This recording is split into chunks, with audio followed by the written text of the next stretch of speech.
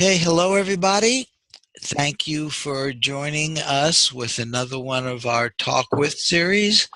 And it's my pleasure to be able to talk with Patrizio Tressoldi. He's in Rome, so I love the international feeling here of working with the scientists out of the USA, and there are a lot of them in this field. He's going to be talking about out-of-body experiences induced by hypnotic suggestions. So we talk a lot about the connection between the psi and hypnotic suggestions, and here we have a direct presentation on that. Now, Patrizio, has just been doing a lot of work in this general area of consciousness, and he's got a focus on this theoretical, at the theoretical level, quantum non-local characteristics of human mind, physical correlates of mental interactions at a distance. And here is a link, which I actually want to show it to you because there are lots of papers, and here the focus is on experimental papers showing the amount of science that has actually already been done on this, and it's something which you may have occasion to point people to. Let me put it in the chat box, so that'll give you the ability to get to that page. So everybody should now have that in their chat box. In applied area, he's done work with mental interaction at distance, anticipation of random events, augmented cognition, non-ordinary states of consciousness, comparing mystical and out-of-body experiences. He endorses the call for open, informed study of all aspects of consciousness, which all of us, I know, agree with. And he does a lot of work in statistics, strategies to implement the recommendations for the applications of the alternatives to the null hypothesis, going kind of to the next level down in statistical testing. Okay, so with that, let's let Patrizio take over. Okay, so I did the stop share, and you should be able to get your screen now.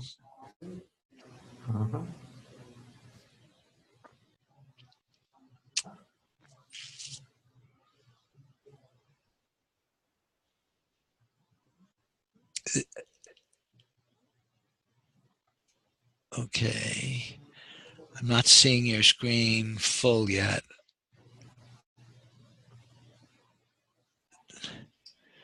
Let's see. Are you looking for your share screen?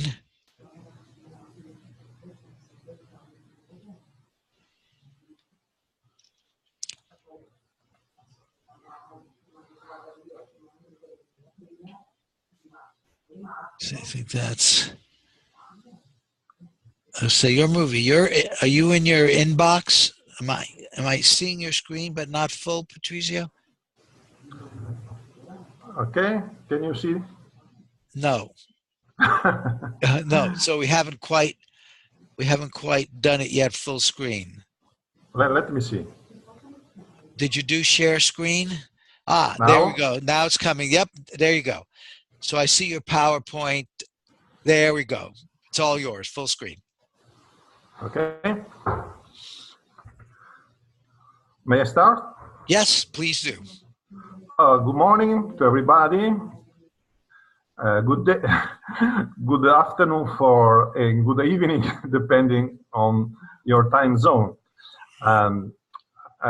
We are in the Rome time zone, but I'm living close to Padova. That is my university, is located in northeast of Italy. All of you are invited to visit Italy and travel along Padova and Venice, because it's not very far from Padova. Okay, the topic of today's talk is something quite new, because we devised this kind of a strange name, hypnove. Is an acronym for defining the possibility to induce out-of-body experiences by hypnotic suggestion. So it is a mix of hypnosis and a particular state of consciousness that is the out-of-body.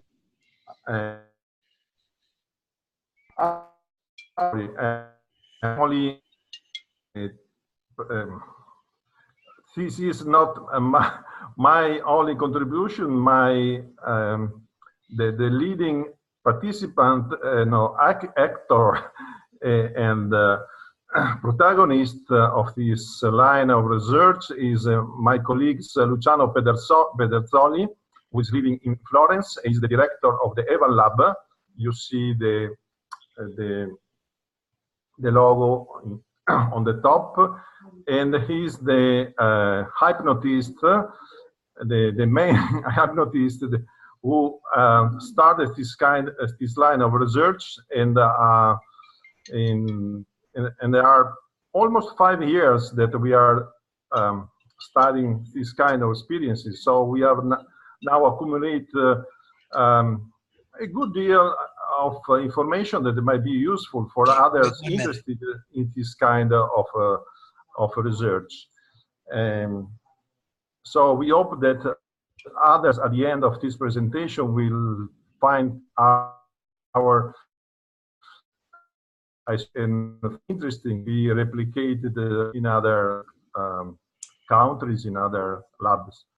Okay, the main contents of this presentation is that it is possible. It's something we can say for sure, that it is possible to induce voluntary OBS by using hypnotic suggestions.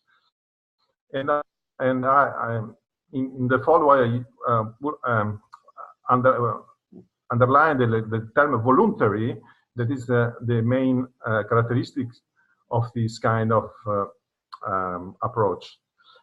And in fact, with respect to the spontaneous OBS that are not very uncommon in the normal population, not only in the pathological, psychological conditions, the voluntary out-of-body experience offer greater opportunities to investigate the phenomenological and neurophysiological characteristics. And in the follow, I will show what we have found in these 5 years, more or less.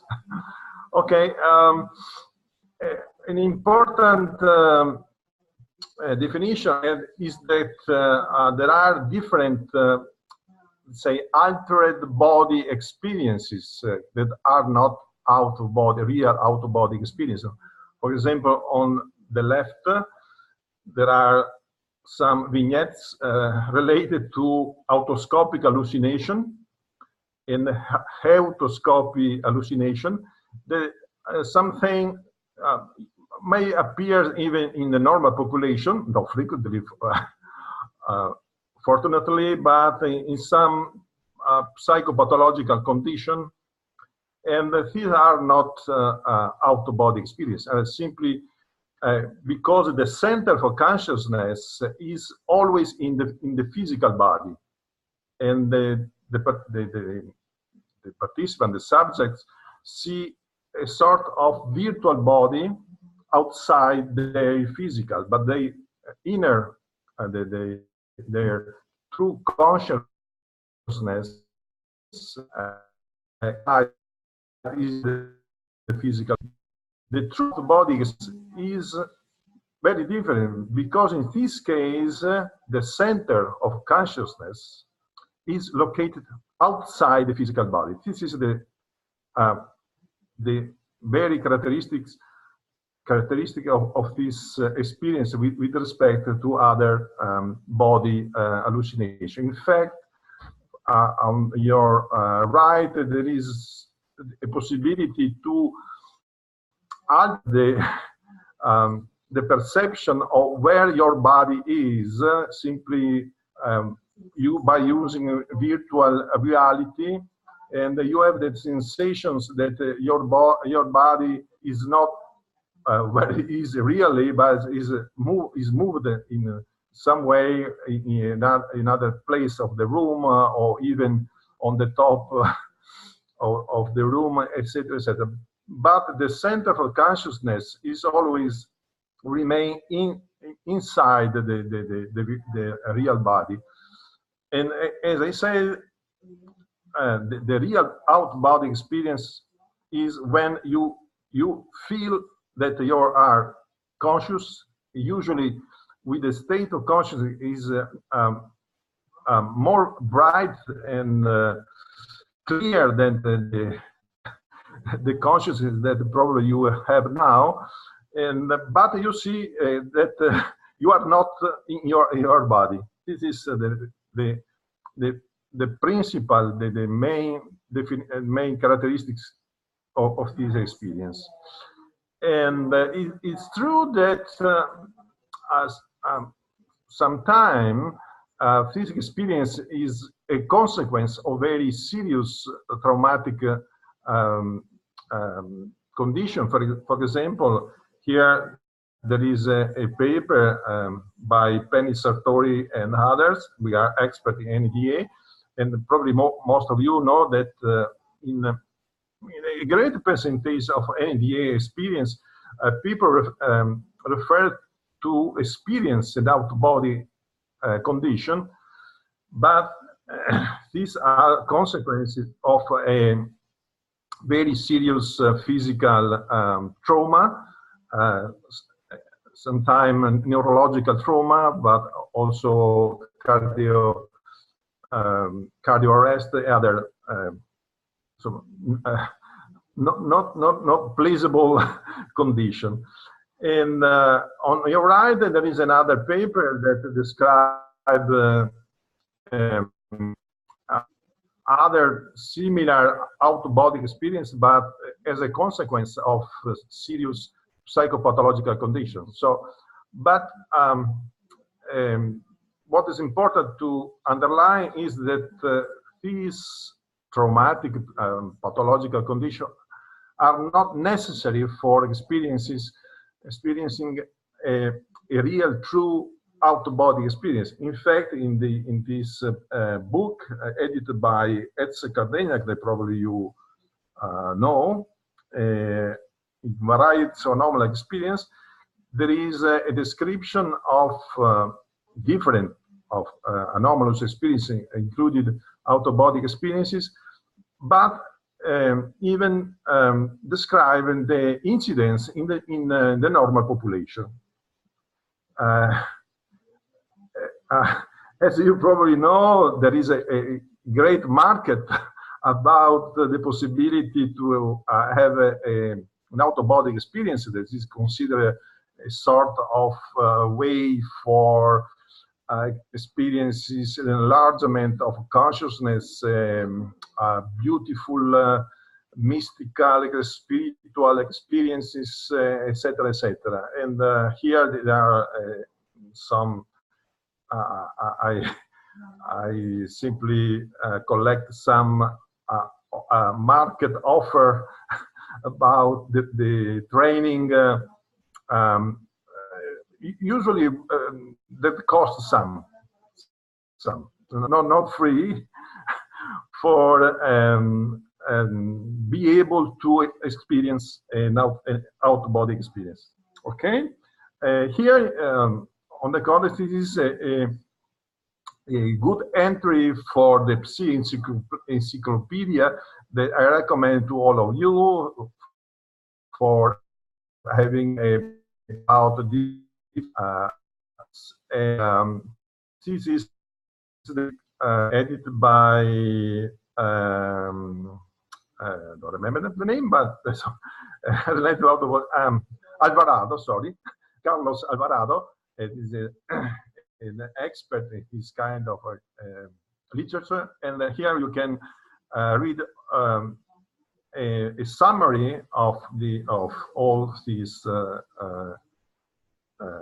related to this specific experience. Here I simply extract some excerpt for spontaneous OB, and I don't know if among the attenders of this talk there are people that can say that even they experience such a kind of experience, not frequently, but at least 1 or 2 times in their life. For example, this guy describes when this experience happened, when we were about to fall asleep, but we are still awake. I seemed to get out of my body and lift myself up to the ceiling of the room, and felt indescribable happiness, enormous freedom of movement, and extreme lucidity of thoughts. For example, the only things I felt was joy, and my thought was very fast. Another excerpt is, I remember hearing and trembling and then a paralysis of my body, and I found myself outside. I got scared. This is interesting because once I got, even a colleague of mine, we got this kind of experience. And if you are not prepared for this kind of experience, usually the emotions are not very pleasant, because you don't realize if you are going in a psychopathological state, or even more, or another dangerous situation, physical situation. And but if you overcome this scare, this fear, usually you are the emotion are always positive, and the experience is in most of the cases, in 90% or 95% of cases, it's very positive, and you really can experience enhance the states of consciousness. But the only problem with this spontaneous experience is you don't know when it will appear. And then from a scientific point of view, it's difficult to study this kind of spontaneous experience, because you don't know when to say capture the situation, then interview the participants about what they are experiences. And then the innovation of our approach is try to see if it's possible to induce voluntary out-of-body experience, and try to have a direct control of the participant experience in order to obtain direct online information about what they are experiencing. In fact, I try to depict this kind of picture where there is an hypnotist, this is my colleague Luciano, and the consciousness of the person that has been induced in out-of-body experience. And here there is a link that connected the two minds. One mind's the mind of the hypnotist inside the physical body, but the other mind is outside the physical body. It's a sort of night in the consciousness of the out-of-body experiencer is connected by the mind of the hypnotist. In this case, I underline it's possible to I have direct online information about what is happening. In the literature, there are very, very few old attempts to pursue this kind of research. In fact, we have discovered on a couple or three all the studies, one by Palmer and Vasari in 1984, but it was not a real hypnotically induced out-of-body. In fact, they use a progressive muscular relaxation and audiovisual stimulation, but they didn't find, didn't report much phenomenological and elements related to this kind of experience.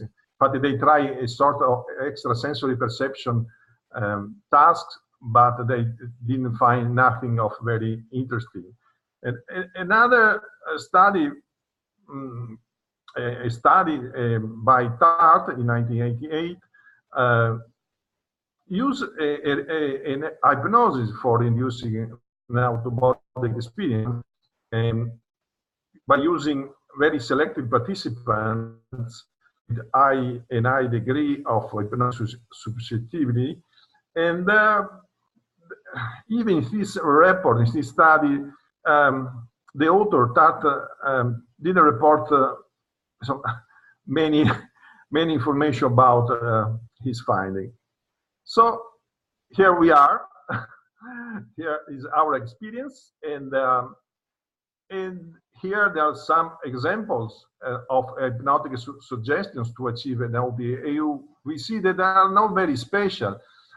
What is very special is the motivation of the participants, that of course must be highly hypnotizable, or must have a high degree of level of hypnotizability, but mainly they must be say courageous, very curious, and to experience such a spatial states of consciousness. And you can imagine that the relationship with the hypnotist must be very strong. So, for example, here there are, apart of the classical suggestion to join to achieve a good relaxation status, a good deep state of say consciousness. The suggestion for moving the consciousness outside the body are not very sophisticated. For example, now you go gently from the body without haste, gradually, until you are completely out of your body. You will not feel any trouble. In fact, just out, you will be much better. In fact, one of the main tasks of the hypnotist is to guarantee the participant that you are, say, you will lost. You will not leave forever your body, and you will be followed, guided continuously by the hypnotist. Let me see another type of suggestion. Now leave slowly your body and try to see it from the ceiling of this room. Move around wherever you like, going through walls, etc., etc. And you can see there is nothing very special. But following our experience, we realize that what's more important is to help the participant to stay comfortable in this kind of consciousness. And my colleague Luciano has prepared a sort of guide for our induction. Here there is the link for all those of you who are interested in replicating this kind of experiences. And for example, it's important to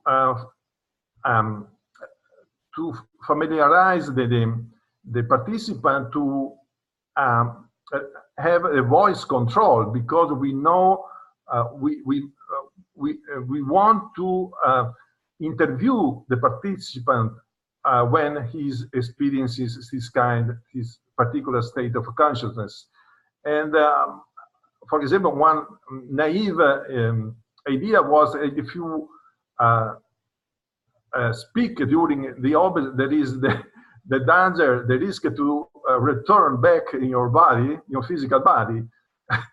This is probably true, but it's possible to train the participant to gain the control for their voice and remain in the OBA. Another aspect of the training is to learn to move with intention, because you must say adapt to a situation where there is no body, there is no arms, there is no feet, legs, and there is no eyes in a certain sense. There is no sense organs, and so you have to perceive and move, for example, to solid objects and in a timeless dimension. It is another important aspect that is important to take into account, because in the OBA there is no time, and then participant must be in different according to our time frame, in different in the past, in the future, in the whichever time here. And so it's important to guide the participant to stay in the time reality that is similar to the reality that we want to investigate. Otherwise, people in ODA might report finding or information that are not related to the time period that we want to investigate. Okay, another aspect is what I say before, that we cannot expect the people perceive, see, hear, taste by using the normal sense organs, physical senses. And so the type of perceptions is very, very, very essential. And I will say something more after. And the OBA experiencer must practice this very, very say unusual, non-normal way of collecting information. Okay, other details are, as I say, in this guide for OB induction, written by Luciano. Okay, the more important, not a small detail, is to learn to re-enter in the physical body that you can imagine, or in order to not to be traumatized by these kind of experiences. And as long as these kind of experiences get repeated, they became more easy. In fact, after 2, 3, 4 sessions, people got in this state of experience very quickly, and then they are quite familiar with this kind of consciousness status, and then all the things proceed more easily. Oh, here are some excerpts that we have published in our paper related to how they live, perceive, move in this particular office. And because, I repeat, it's possible to interview online the participant without the risk that they go back in their physical body. And I specify that all our investigation recruit a participant with a good level of hypnotizability, as I said, and participant with a good relationship with the hypnotist, and obviously very, very interested in this kind of experience. For example, we asked how was their experience moving toward the places suggested by the hypnotist, in order to see if they experience the movement as when in the physical body, or they move instantaneously to the target. In fact, they report were exactly so. For example, subject A say, I focused immediately. Subject AL, I need to move first the panoramic view, followed by an examination of things at time. Subject D, a bit like zooming in immediately, etc., etc. And another question was related if they feel something when moving through physical barriers like wall or even cars or trains, and all people think they feel nothing, and apart probably one that okay, subject is, I felt a barely perceptible vibration. So at maximum they say that they felt something slow or vibrational, like a very faint, like getting to water, or a sense of coolness, something else. Okay, another echo. This is another interesting question related to how they perceive objects, and as I say, that there are no physical eyes, and it's very interesting because they say I could perceive it, the target, simultaneously from all point of view. It's very difficult for us to figure out how they see really, but this a very, very curious and particular way of perceiving this state. I could see it from above as if from the ceiling, and I could see it, the target, any way I wanted, depending on my level of attention to it. If I focused on it, I could see everything simultaneously, otherwise only one side at a time.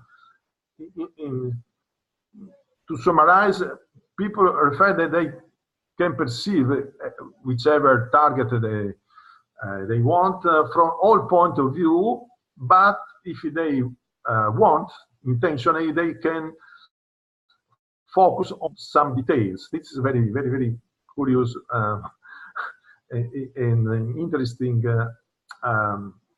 say, phenomena. Okay. Another question, very interesting, is could you experience the sense of time? Because I anticipated that in this dimension, this state of consciousness, you are in a timeless dimension. In fact, the declaration were that they feel no sense of time. For example, in this study, people were requested to move from Florence to Padova, is 119 kilometers. And they say, I felt, for example, this subject, I felt no sense of time traveling to Padova. I could sense it while moving around the room, and while watching the objects, as if I were in my physical body.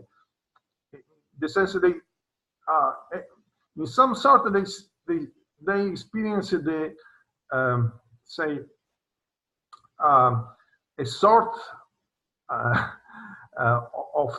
of exploration time, but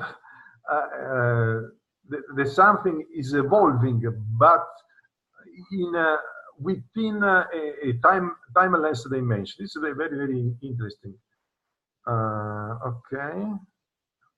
Okay, we here in this other paper that you can download for free in internet. We were interested on the fact that some people refer that they perceive a sort of non-physical but a sort of subtle body, a body with no physical characteristics around their center of consciousness. And we named this body subtle body, but in the literature there are other description like etheric body or other definition. And but the nice thing is that they this kind of say experience was say observed and experienced directly by participants, and it was very nice to compare how they move. For example, they experience the movement or the time or the perception by using this kind of subtle body or intermediate body between their center for consciousness that we define psychic body, but the term is not important. And then in his secondary body that we named subtle body, like this.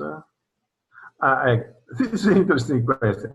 How is the psychic body connected to the subtle body? One participant say it's a mutual attraction. Another describe they are connected by a type of silver rope. And this silver rope we found was described by some mystic experiencer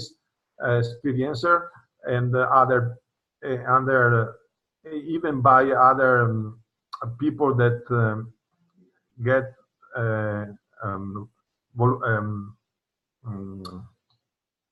spontaneous experience. The other participants say by a type of cylindrical vortex, a white spinning rope. It's very interesting description of the connection between these two, the center for consciousness that we name the psychical body, and this sort of a non-physical but semi-physical energetic body. Okay, okay. If you are interested, there are other interesting description of these experiences. Okay, this is another paper that you can find for free, and we try to compare the out-of-body experiences obtained by different causes. For example, by NDA, even traumatic condition, by spontaneous condition, and by our procedure, and there is a great similarity, for example, for the sense of time. Did you feel the sense of time? Do you see that the majority of participants, independently from the reason of the causes of their OBA, report that they didn't feel a sense of time. Okay. And this is very important. Describing the state of consciousness as greater awareness and positive and with positive emotions. It's very, very, very interesting. Okay, these are our last study, and here we use a more formal questionnaire for investigating their consciousness status. The instrument is the Phenomenology of Consciousness Inventory, devised by Pekala. Is one of the most important expert in hypnosis and in the study of consciousness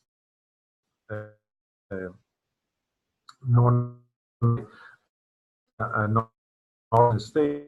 And you see, compared to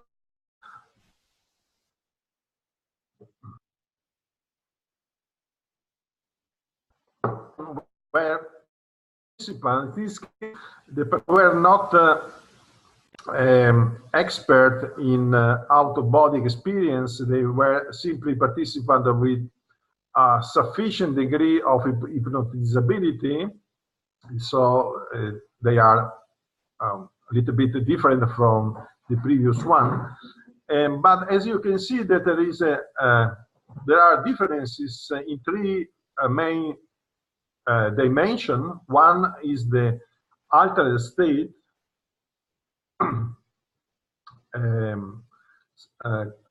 altered state subdimension. For example, I felt in extremely different and unusual state of consciousness. I felt it in an extraordinary, non-ordinary state of awareness.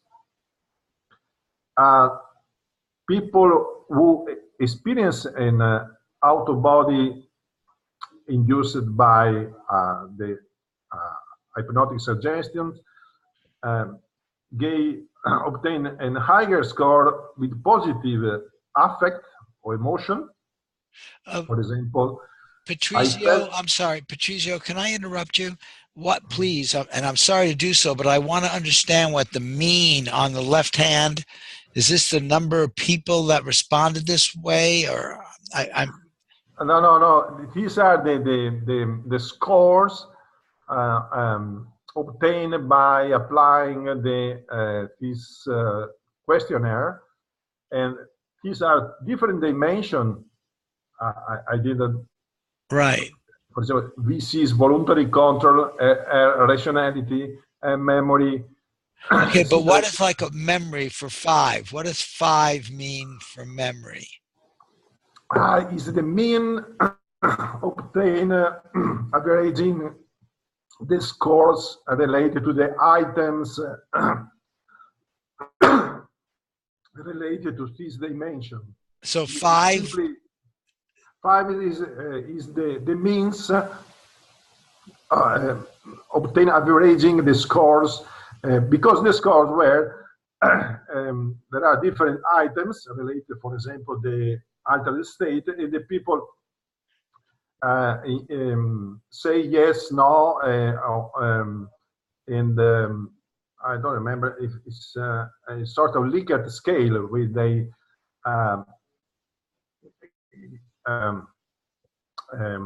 gave a score from 0 to 5 according to the questions presented in the questionnaire. The higher is the score, it means that the higher it was the dimension they declare to be experienced. For example, as I said, the dimension related to other state, people who simply imagine to be in Ove score lower with respect to people that were induced in Ove. I see. Okay. The same appear for the positive emotion, and the same appeared for the altered experience. For example, one question: I felt my body greatly expanded beyond the boundaries of my skin. time stood still. There was no movement of time at all. These are the questions of the questionnaire, and the people score depending on their evaluation. This is, as I said, a sort of a not free interview. This is a sort of we call structured interview by using this particular questionnaire that is quite known in this field, the phenomenology of consciousness inventory. These last letters simply tell us that simply imagining to be in Obe is not sufficient to experience an altered state, a positive affect, and an altered experience. If you are induced in Obe by hypnotic suggestion, you experience an higher score if you use this kind of instrument. This is probably the part that most of you are interested in, because people may say, okay, we can accept that when inducing out-of-body experience, people feel more joy, more free, they experience a timeless dimension, they can move through walls in whichever place of the universe, etc., etc. But this might be true, but we cannot say direct of their declaration. What will happen if we ask them to perceive or describe something that we can check out independently? It is the classical task of, for example, of extrasensory perception. You can put a target somewhere outside the vision, the possibility to be perceived by normal ways, and then ask the participant in out-of-body state to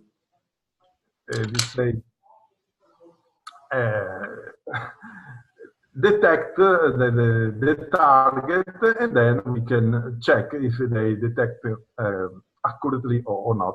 Like a classical telepathic experiment in Gansfeld or clairvoyance experiment. That's the procedure is exactly the same.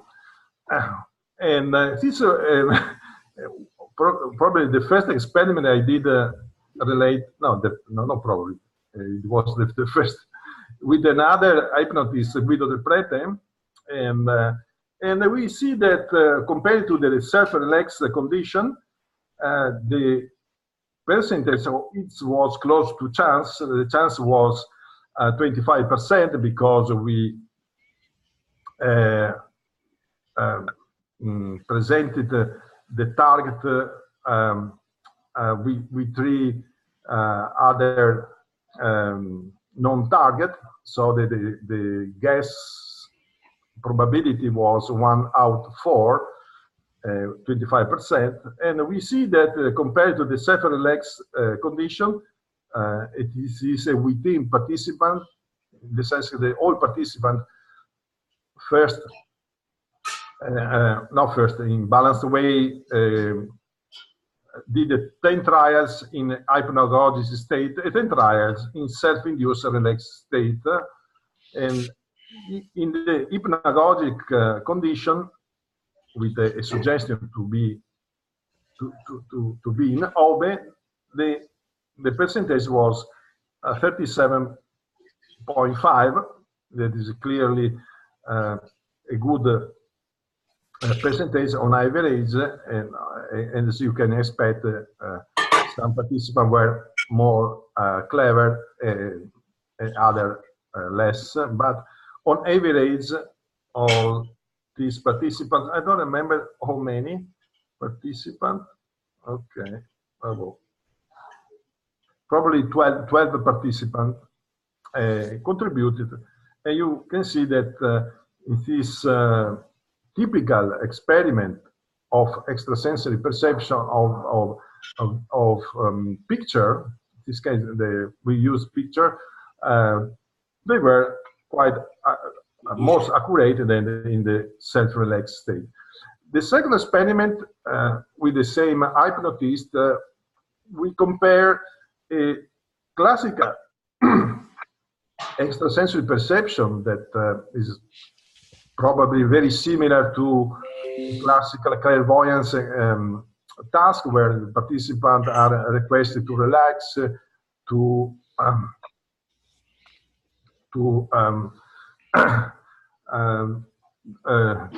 say to make their inner talk silent, to close their eyes, and then to describe what they what the target is placed in a distant room.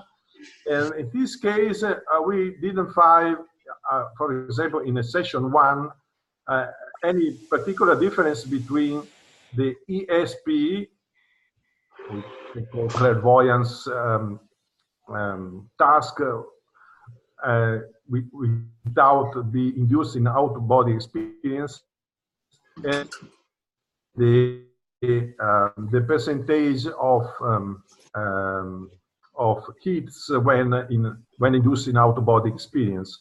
The average was superior to the chance, is 33% against the almost chance in the second session, but this decline in our interpretation was due to the fatigue, because it's very say expensive in mental energy to do this kind of experiment for the participants. And then we ask them to identify, to do 2-3 trials in the same days, and this is not a good recommendation for all of those interested in this kind of experience. Our recommendation is to do a single trial for every day, and then repeat the trial next days, but not all the same days. The third experiment of this related to the identification of images was done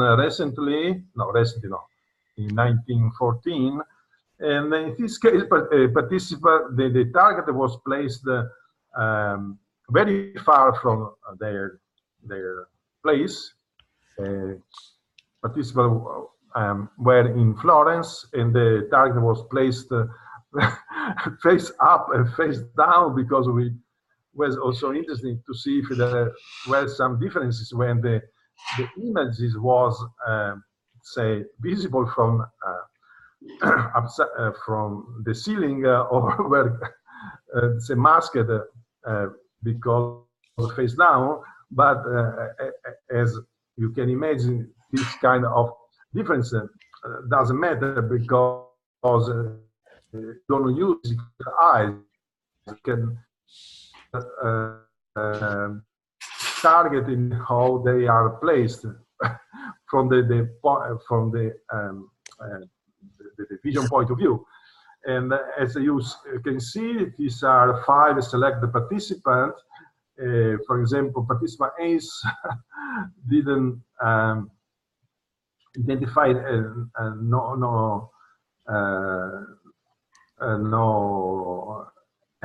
any target, but instead participant A and D identified 2 out of 3 its face up, and the same happened for its face down. The nice thing is that we recorded on the tape what they said when they identified, they described the target, and we send their recording two independent judges. LP was Luciano, and this was another colleague. Simply hearing what the participant say during their target identification, they try to identify the target among 4 options. And you can see that they were able to identify, okay, it's not 100%, but well above the chance the target. In summary, not only the participant, but even independent judges were able to identify the targets well above the chance. It is quite promising, say, okay, if you want to expect 100%, we are still far from this level, but what it is enough to be well above the chance level. Okay. Recently, we were also interested in to investigate the neurophysiological correlates, because you know that in mainstream science people are raise their ears when they say, there is something related to the neurophysiological aspect of these such strange states of consciousness. But up to today, we didn't find any specific correlates, neurological correlates of related to this kind of experience. So this okay, it is still an open the same open question to see if we can identify specific neurophysiological correlates when people are in a real out-of-body experience. It is the end of my presentation. The take-home messages are that it's clearly possible to induce voluntary out-of-body experience by using hypnotic suggestions. And as I try to convince you, there are this is a great opportunity for having online information about what they are experiencing, and in particular if they can guide to perceive a specific target around the world. And as you already have understood, is that it's not possible to apply this kind of procedure to whichever people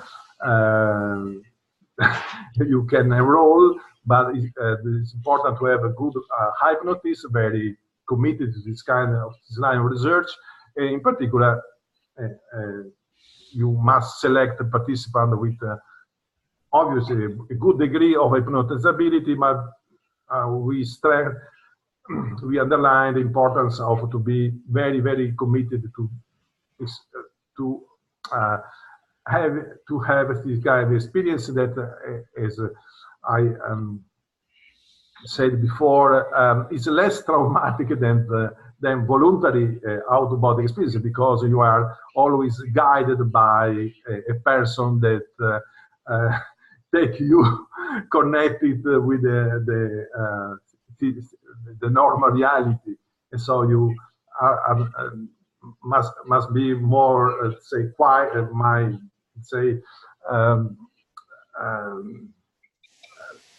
quiet, and so that you will not lost your physical body and you get lost in the universe.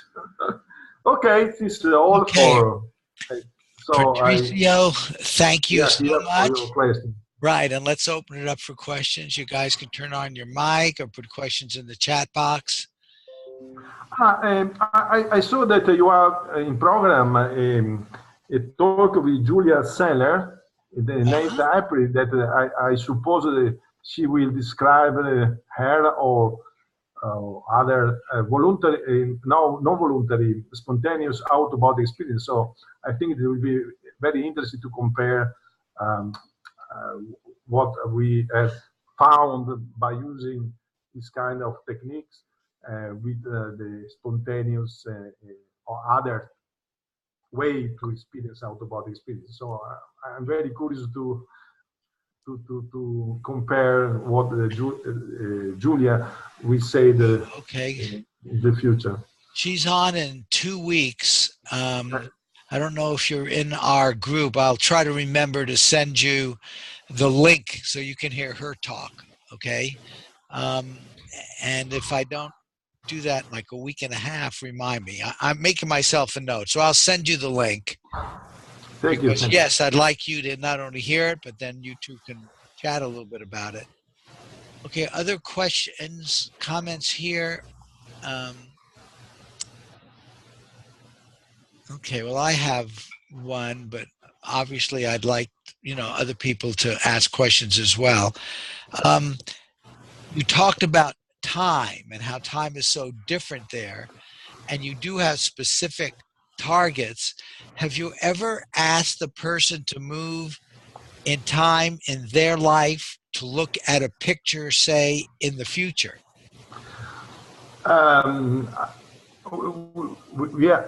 We have done, we are continuing to investigate how to manage this timeless dimension in order to see what is possible to obtain by participants in this kind of experience. At present, we didn't try to ask people information about future in our dimension. For example, let me describe what will happen in that place in the next month, for example. Right. Okay. We are trying, but at present we don't have. I think that it's absolutely possible, and it's not say it's included this kind of possibility. Do you think it's impossible or possible? Possible, absolutely, oh, yeah. Absolutely, because exactly. We have clear that in that state of consciousness there is no time. So we call past future related to our dimension, our time frame. Right. But in that dimension there is a single time, a closed time, or frozen time, or best to say timeless dimension. Okay. So our work in associative remote viewing, where the task is for the viewer to describe and sketch a photo site, like going to a site at a specific time from a photo, that he will or she will definitely see in the future. I really wonder if you were to get your best hypnotic and participant team, choose the best one. This is what we're now calling precog pros. If you could actually do precognition with that pair. And we're all, if you can find a pair that are interested, I'd be happy to show them how to do it online with our system. And we could get some statistics on OBEARV, which would be really interesting. I think it's absolutely possible because Luciano is hearing me now.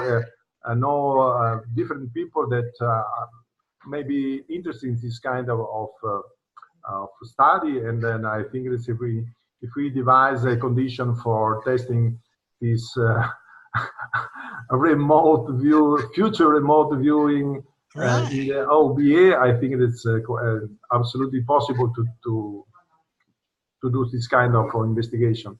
Absolutely. If you can find people who are interested, obviously give me an email.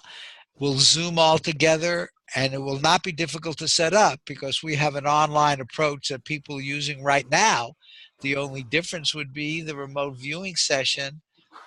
Who knows about the feedback, but the remote viewing session would be done using your approach here. So Absolutely. that would be so interesting. Okay, then I'll wait. Hopefully you'll contact me and we'll pick that up. I'd be happy to do that with you. If we can say something about the targets, we are convinced that the targets must be very interesting for the participants. We used in the past classical pictures as was used very often in the telepathy or clairvoyance experience, but we found that the participants are, say, more motivated to describe real targets, for example, places, monuments, something that even in that particular state of consciousness might be interesting, because we cannot forget that people in that state of consciousness are normal people, and right. Then they probably find much more interesting to identify people, environments, place, squares, etc., than simply pictures, even if the pictures might be emotional driven, but we have some clues that they are more, say, clever, more able to describe what they are seeing, perceiving, if there is something more concrete, more real than simply we see that too. We see our viewers go off to different places. You know, you had 4 options, sounded like your standard. We do 2, binary.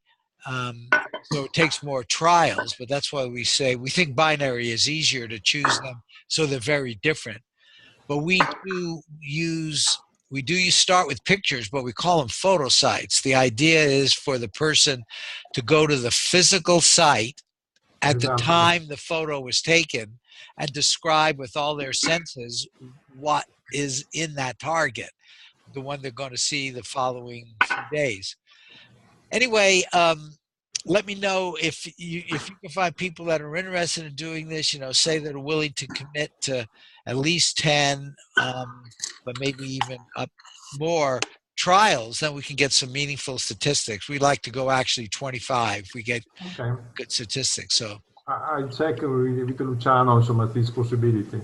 Yeah, okay, that'll be good. Yeah, in fact, I can see Luciano's here.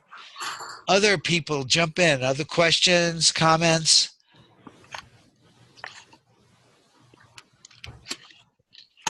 I know a lot of people in our group, in fact, have experienced OBEs. The connection with the hypnosis, so the hypnosis definitely seemed to help. Also, it makes it directed. Well, let me see. We move. Yeah, this moving in time, how you would do that hypnotically is sort of interesting. We use concepts of like an anchor or a beacon to get a person to the right place and time. You know, give them something now, and then the next, you're going to be holding this tomorrow. I don't know what your guys do, but it'd be really interesting to see, because for example, Luciano suggested to look at a calendar and and describe the day and the year, and if they identify in a day or a year that's not the actual what we wish, they are invited to move in 2018 and not in 1945 or other right. year. So there are some so you've done that. tricks for helping them to stay in time dimension that's compatible with our time. It's very, very, very interesting because we it's difficult for us in this kind of dimension to imagine how we can move, live, and experience in a timeless. We can figure out unless we had this kind repeatedly this kind of experience. But in my case, I didn't experience this kind of experience, so it's quite interesting to try to say, imagine how to live this kind of dimension. Yeah, if you're thinking about it too much, it's going to be harder. But do they do sketches, or is it all verbal? I mean, the judges, I love that you had independent judges judge. In general, up to date, we use simply a verbal description. But what kind of system? Wait, I just didn't hear it. Say it again. We use only verbal descriptions. Verbal, okay. We recorded what they say, describe about the target, and then we use this information for the identification of the real. And then you compared. Yes. We find sketches, words are good, but sketches are good too, and you might have them do that. I don't know. We didn't try if they can sketch when they are still in the OBA. Right, while they're doing or when they come back. I think that theoretically it is possible, but we didn't check this possibility. Right. How I was surprised that they can say speak without losing their say out-of-body experience, but the expert in hypnosis say that it's normal in an hypnotic state. You cannot lose your hypnotic status if you speak, if you are interviewed. And the same happened, but it was not so, granted in out-body experience. Okay, we training, of course. Yeah, that's very interesting that you can talk. The sketching and stuff, the people who do the dream work, which is similar, when they wake up, then they do their sketching and writing the words. Anyway, that's interesting. The experiment we're talking about, because you won't know the outcome until the future. What's the time frame difference when you did it? They were doing their OBE. They were giving a verbal description. Did the judging happen right then? Did the judging happen the next day? Usually, even after some days, but they had the possibility to listen to their verbal description. Right. So they they used their memory, but they were helped by their description. They were recorded in a tape. So I think it's better to ask them immediately, because I suspect, so my guess is that they can lose memory of their experience. So the closer is the identification, the better is the chance to remember well what they experienced. So they did what we would call self-judging. They would have their OBE experience, they would do the transcript, they would do their verbal, and then you would show them the 4 pictures and they would choose which one they thought they visited. Exactly. Okay, that works. They won't get feedback. Did you give them then feedback and you tell them, yep, you were right or you were not right? What did you do about that? Yes, they at the end they it seemed quite obvious. They want to know if they were correct the percentage. Okay. Even the participant who didn't identify any hits, it was quite disappointed, but it's the problem is not all are say clever or skilled. Even I'm quite sure that with increased training, they can improve this kind of ability. I think that training is important for them for say exploiting this particular status of consciousness. Yep, yep, I agree. And we see that. We see some people having their beginner's luck, but they just learn as time goes on. The difference here from what you did, because of the future, is they will not get their feedback. You know, it's okay for them to do their own comparisons. That's good with 2, but they won't get the feedback for several days. But they will get feedback for sure. In fact, we're going to ask them, if this experiment goes as I'm envisioning now, you would ask them to move to their feedback session and maybe say a coordinate or something out loud at the remote viewing time, say it out loud at feedback time, maybe bring a special object. You know, there are different things that I'd like you guys to experiment with. You know, you understand this better. But it would be amazing to see if you guys could do better than the standard AR viewers, the standard remote viewer. I don't know, because I think that a real remote viewer in some way is in a, I would say, OBA-like condition. I don't know. No, I agree with that. They're very, very, very different. Well, it is. We will see. We will see. Yeah. Well, that's exactly right. You know, in particular, I think that we can discover that they describe the target differently. For example, we don't have enough data, but they describe the targets in more realistic way with our procedure. Whereas I read that the usual remote viewing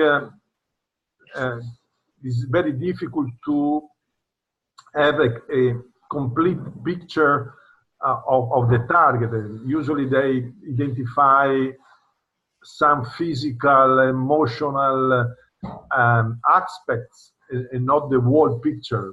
Yep, that's true. And I noticed you said, and I've heard others say, that when they do OBE, it's a little bit like lucid dreaming. You do get much more details available. So, hell, and if that was on the correct target, that they see. It's important to analyze how they describe. I think that there are qualitative details that are different, even if the overall score may be identical. I don't know. That's right. There are no big differences between the two procedures, but how they identify the target, I think that from a qualitative point of view, you can discover some difference. This is simply a guess. I don't know. Yeah, it'll be interesting to find out. You know, maybe they'll be better, maybe they won't, and it depends on the people. That's why I'm suggesting you give the ones who did the best, and let's do the experiment with them. Okay, other questions, comments?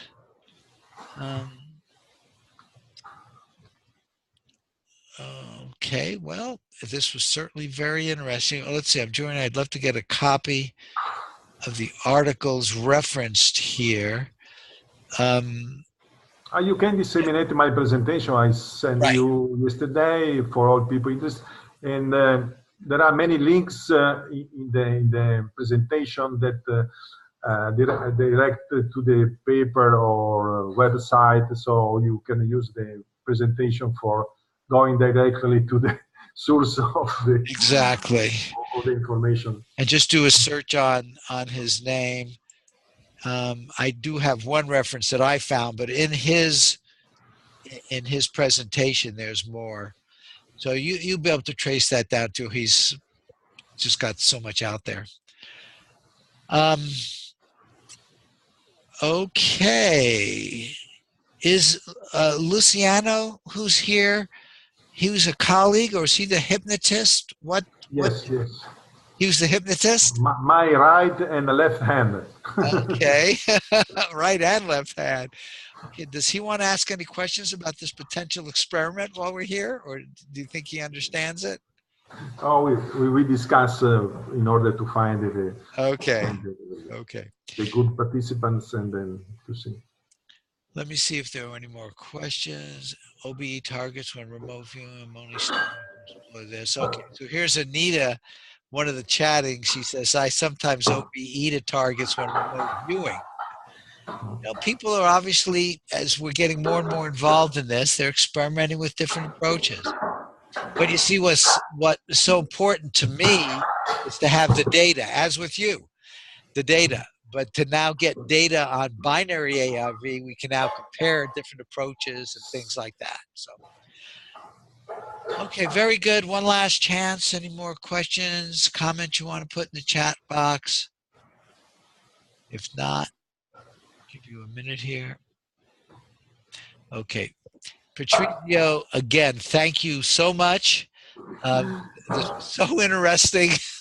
Okay, see you. I hope we can continue our collaboration, and all the best for all your projects and for this important scientific communication for a cultural, say, change about these aspects of our real nature. This That's is the right. important message. We have this kind of characteristics.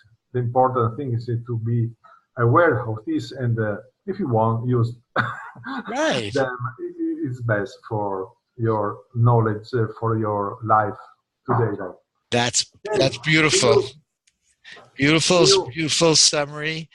And we want it not only for all the people hearing here, we somehow want to spread the word to society, because I think society would be so much better off if they really kind of got, and you use the word spiritual also in there. I mean, we're talking about something which is very important.